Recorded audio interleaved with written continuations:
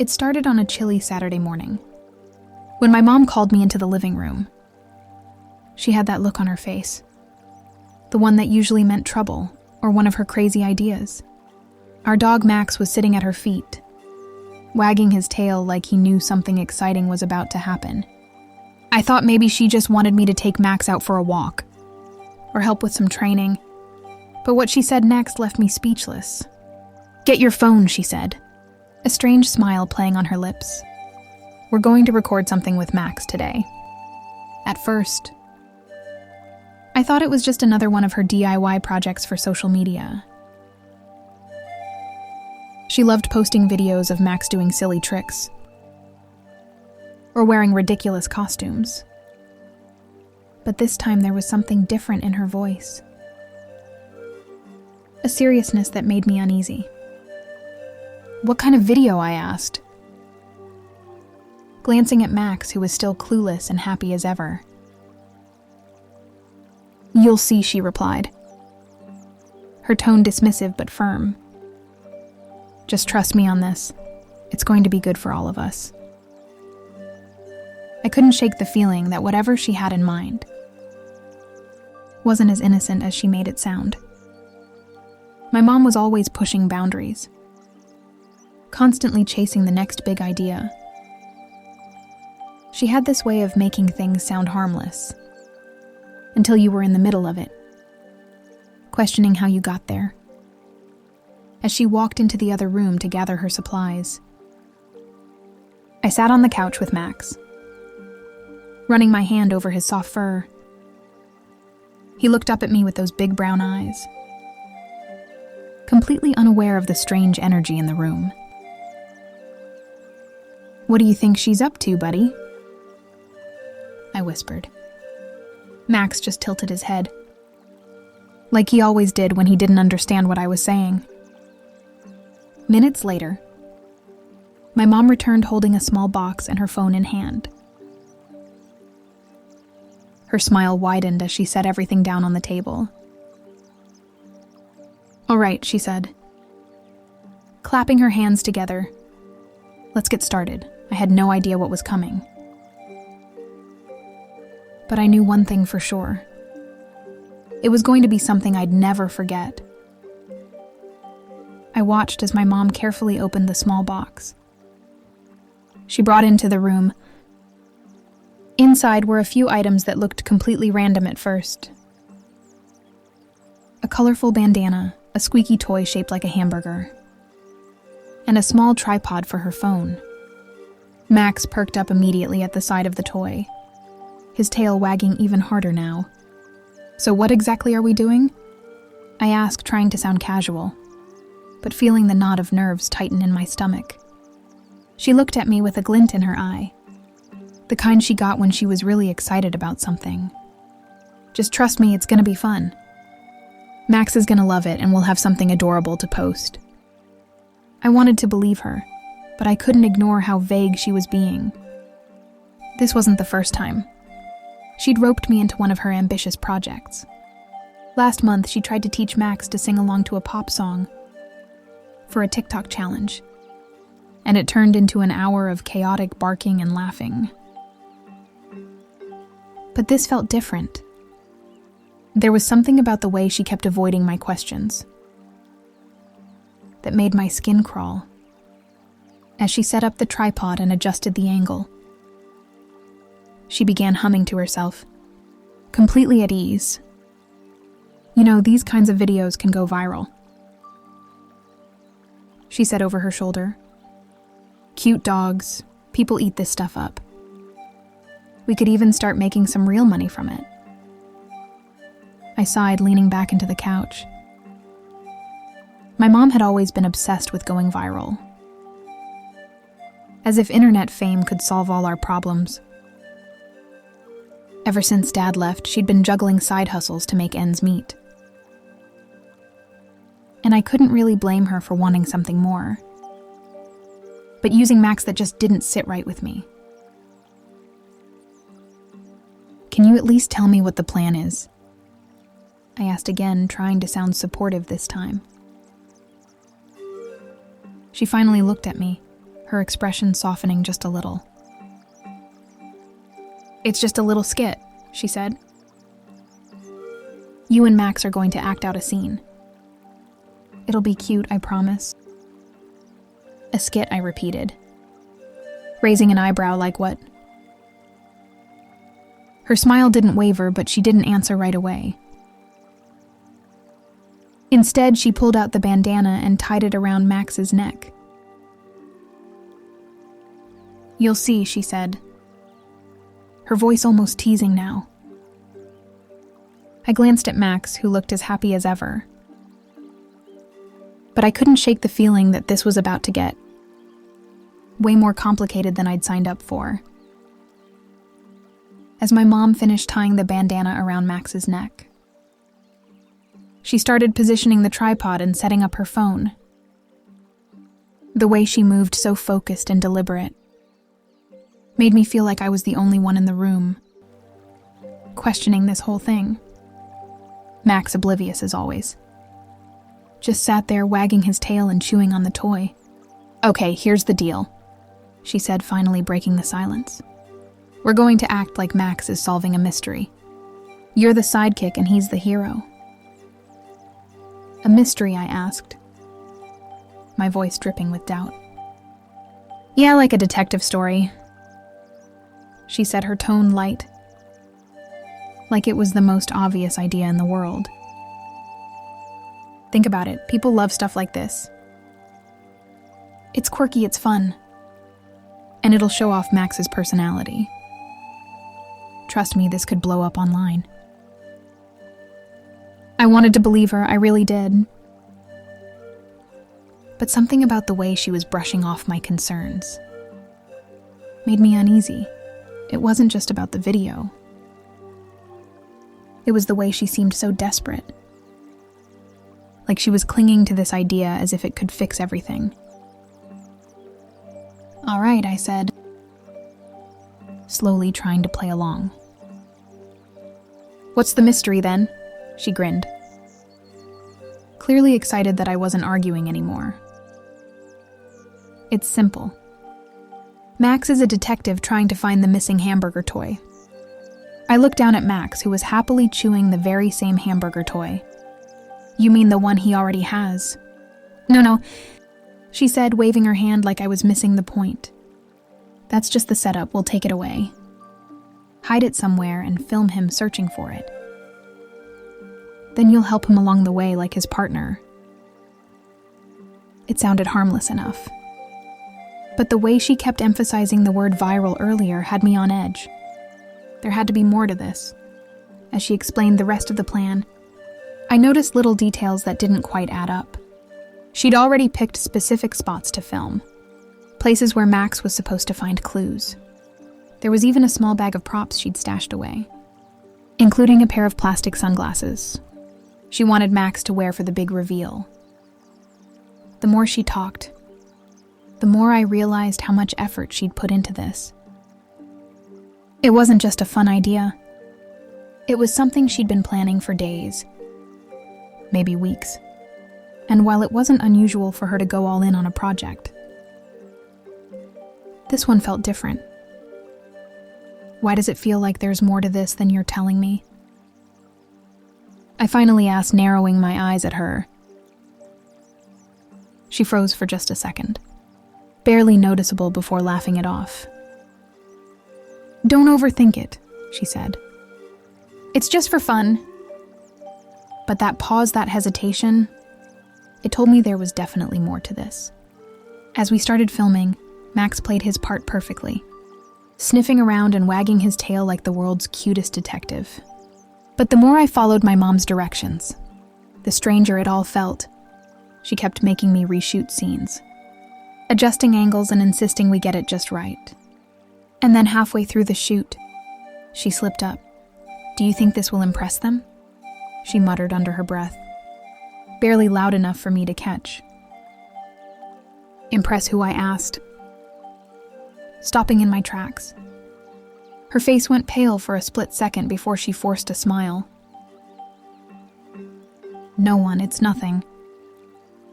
Let's just keep going, but it wasn't nothing.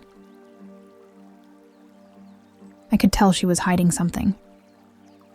And whatever it was bigger than a simple video. The tension in the room was thick now. And even Max seemed to pick up on it. He stopped wagging his tail and looked up at me. Almost like he was asking if everything was okay. I wanted to press her for answers, but I knew better than to push too hard. My mom wasn't the type to share unless she was ready.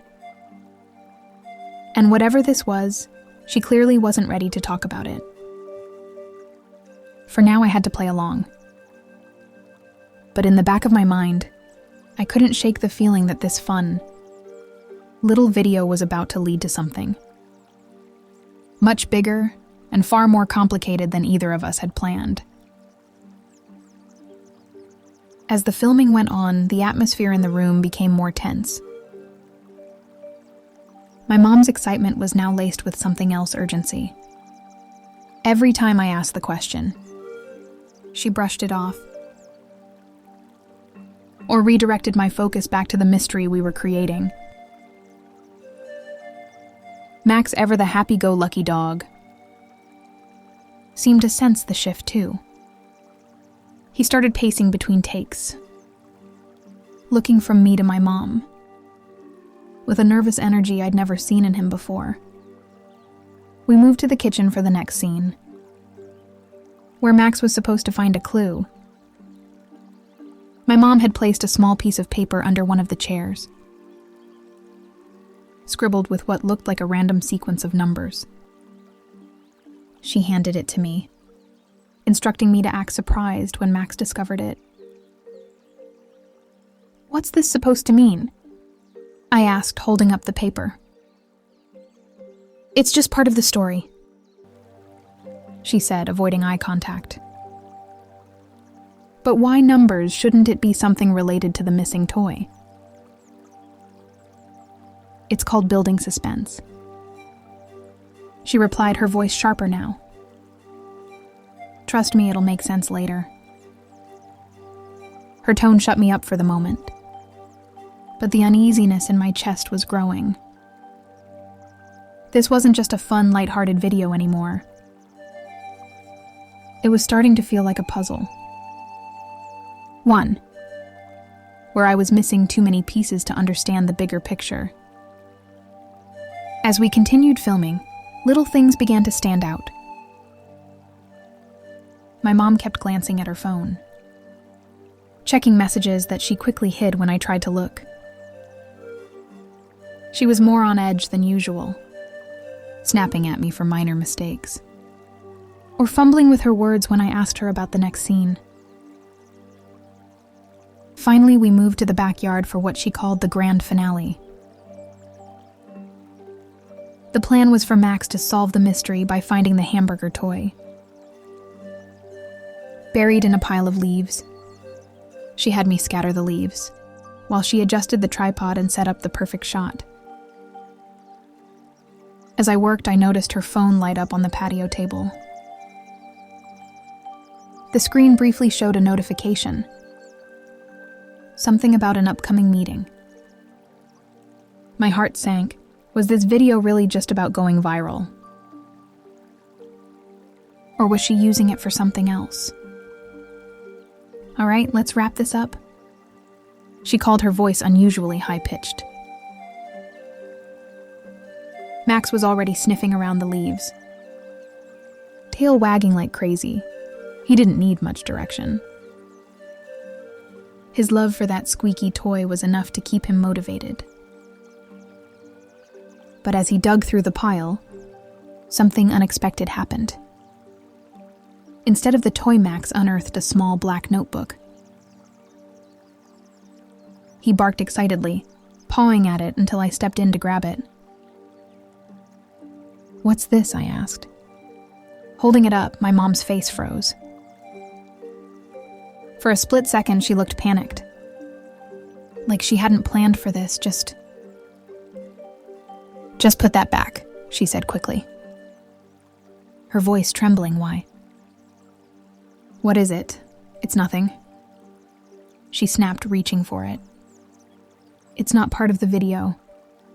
Let's just stick to the plan. But her reaction only made me more curious. I opened the notebook before she could stop me, flipping through pages filled with handwritten notes. Some were messy and hard to read, but a few stood out dates, names, and even numbers that matched the ones on the paper we found earlier. "Mom," I said, my voice low, "what is this?" She didn't answer instead. She stared at me, her expression a mix of fear and frustration. Max sat between us, his head tilted as if he could feel the tension building. "It's complicated," she finally said, her voice barely above a whisper. "I didn't want you to find out like this." Find out what I pressed. My mind racing, but before she could explain, her phone buzzed again, the screen lighting up with another notification. This time I caught the name of the sender. And that's when everything started to click. Whatever this was about, it wasn't just a video anymore. It was something much bigger, and much more dangerous than I could have ever imagined. The name on the phone screen wasn't familiar, but the message beneath it sent a chill down my spine. "Ready for tonight? Don't forget the files." I stared at the glowing words, the notebook still clutched in my hand. "Mom, what's going on?" I asked, my voice shaking. "Now? Who is this? What files?" Her face tightened, the panic from earlier giving way to something harder to read. For the first time, she looked truly cornered. "It's not what you think," she said, reaching for the notebook. "I'll explain everything, but you have to trust me." "Trust you?" I pulled back, clutching the notebook tighter. "You've been hiding all of this from me. What are you even doing with Max and this whole setup?" She took a step closer, her hands out like she was trying to calm me down. "It's complicated, okay? I needed your help because people are watching." "Watching," I repeated, my voice rising. "What do you mean, watching?" Before she could answer, Max started barking again, his nose pressed against the pile of leaves. He pawed furiously, uncovering another object. This time it wasn't just a toy or something harmless. It was a small, shiny USB drive, its surface scratched but intact. I picked it up, my mind racing. "What is this, and why was it hidden?" Her face pale as she stared at the drive. "That's what they want," she said quietly, almost to herself. "Who's they?" I demanded. She hesitated, glancing around as if someone might be listening. Then, in a voice barely louder than a whisper, she said, "The people I've been working with. The ones I was trying to impress with this video. It was never just about going viral." "What does this have to do with Max?" I asked, my voice shaking. "And why drag me into it?" "Because they're not just interested in a cute dog video," she said, her voice cracking. "They wanted to cover something innocent that wouldn't raise questions." While I passed this along, she gestured to the USB drive in my hand. "It's information they need. Important information." Her words hit me like a ton of bricks. This wasn't just about social media or going viral. My mom had gotten herself, and now me, mixed up in something far bigger and far more dangerous. Before I could say anything else, Max let out a low growl, something I'd never heard from him before. His eyes were fixed on the fence at the edge of the yard. "What's wrong with him?" I asked. My stomach nodding, she followed his gaze, her expression shifting to one of pure fear. "We don't have time for this," she said, grabbing my arm. "We need to go now, but go where?" "What are we running from, not here?" she said firmly. "It's not safe anymore." Her urgency was enough to get me moving. But as we turned toward the house, I caught sight of something or someone standing just beyond the fence. A shadowy figure watching us, still and silent. Max growled louder, his body tense and ready.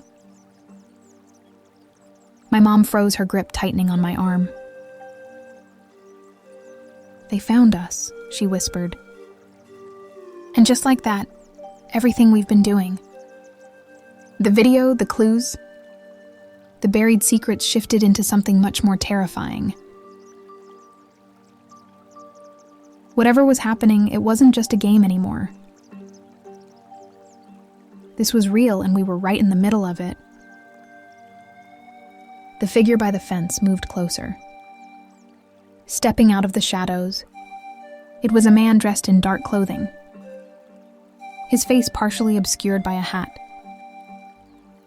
My mom's grip on my arm tightened as she whispered, "Stay behind me." Max, sensing the tension, barked fiercely, his hackles raised like he was ready to defend us. The man stopped a few feet away, raising his hands to show he wasn't a threat. "Relax," he said, his voice calm but firm. "I'm not here to hurt you. I just need the drive. My mom didn't budge. Who sent you?" She demanded, her voice stronger than I expected. "Same people you've been dealing with," he replied, "but things have changed. You've drawn too much attention and they're not happy about it." I looked between them, my heart racing. "What's on this drive?" I asked. Holding it up, the man's gaze shifted to me, his expression hardening. "It's better you don't know." He said flatly, "No." I said, my voice shaking but firm. "You've dragged us into this mess. I deserve to know what this is all about." The man hesitated, then cited its corporate data. He admitted sensitive information about deals, contracts, stuff that could ruin some very powerful people. Your mom agreed to deliver it, but now it's become a liability. My mom shot him a glare. I didn't agree to be followed or threatened.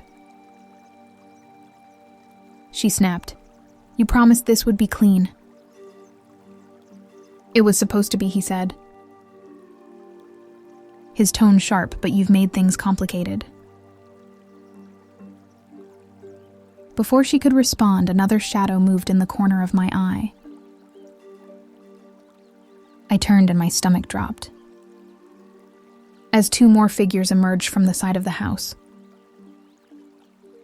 Unlike the first man, they didn't bother with pleasantries. One of them barked, "Hand it over now." Max barked louder, stepping in front of me protectively. My mom glanced at me, her face pale but determined.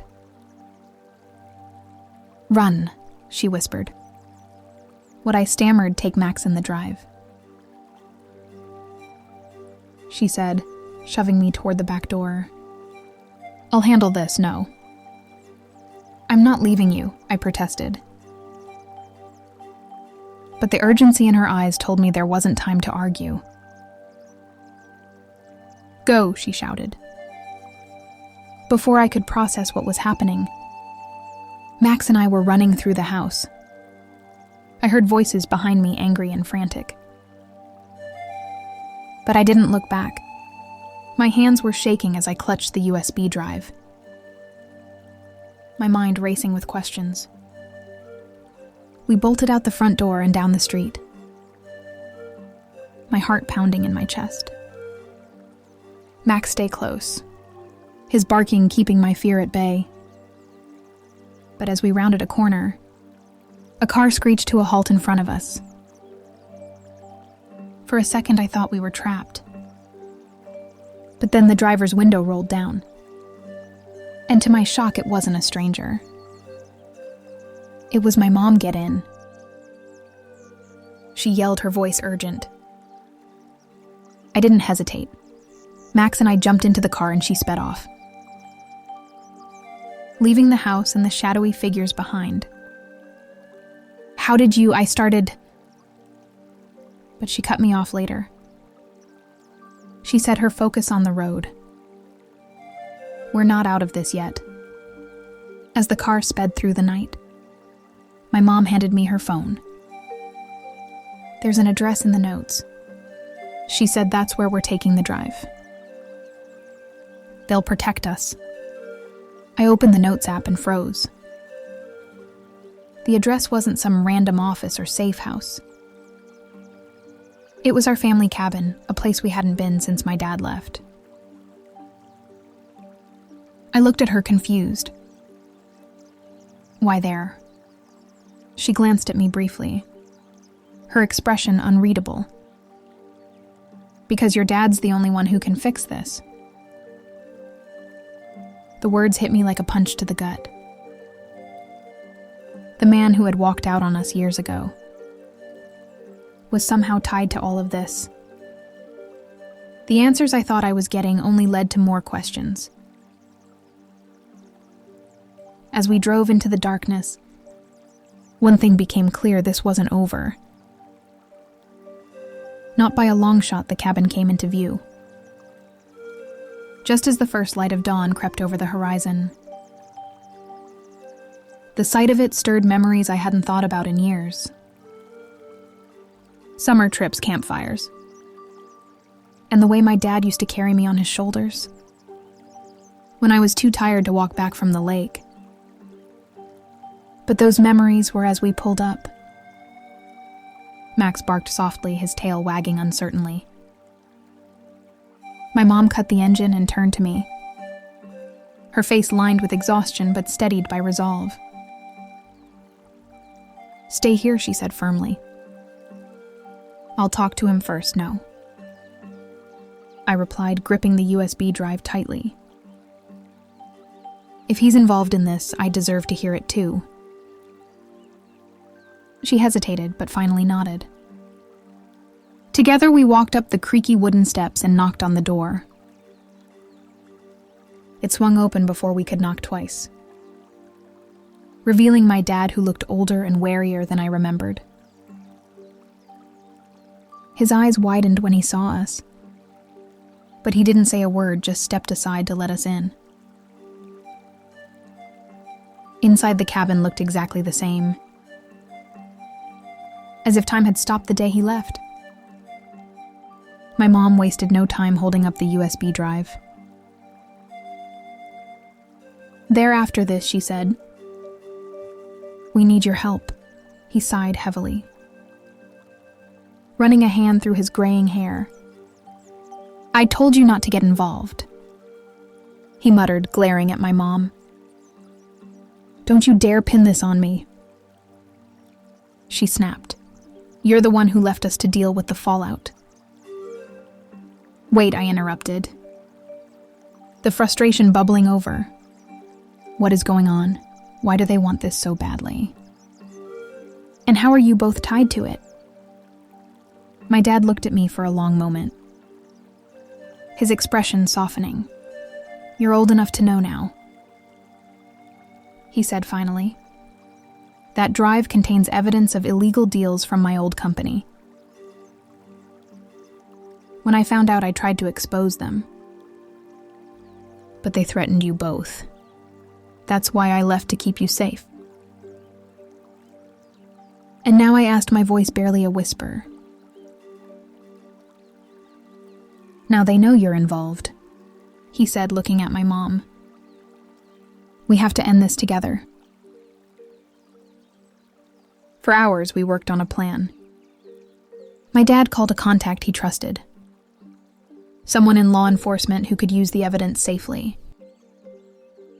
My mom and I kept Max calm, his presence a comforting constant in the chaos. By midday, we were on our way to a meeting point in a public park, surrounded by families and joggers, a safe place to hand off the drive. The tension was unbearable, but the handoff went smoothly. My dad's contact promised to protect us and assured us the evidence would be used to dismantle the corrupt network.